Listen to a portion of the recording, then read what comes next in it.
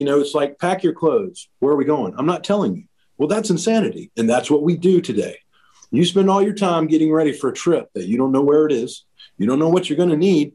And you don't even know if you're going to want to be there when you get there. Unbelievable insanity. And this is one of the biggest decisions of your life. It's like a prearranged marriage. That's what we're doing. That's what we're doing with these kids. You come in here, first time you ever have a job and you think you want to work here. How do you know? How do I know? 6 months later, I've spent a lot of money on you and you decided, I don't like this at all.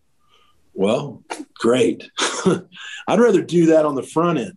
Think about how much money has been put into algorithms of social engagement, eHarmony, all these apps. We should have more of that when it comes to job engagement. Mike's working on some of that now. But what are the characteristics? How would you know what you're interested in if you were 20 years old today? You have no access to any of that stuff. You wouldn't even know what questions to ask. And half the jobs you might be interested in today won't exist in 4 more years. They'll be gone. And the things that will exist don't exist today. So if you don't get out in the slipstream, how are you making any kind of informed decision on anything? Otherwise, just pack everything you got because you don't know what you're going to get into. And you and I are going to spend a lot of time, money, and frustration trying to find your passion using my wallet. And I'm not interested in that.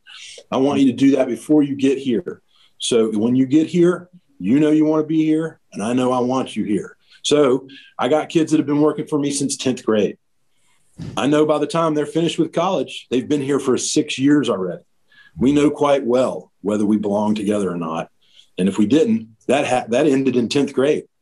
So we're not wasting a lot of time and money building something, a bridge to nowhere.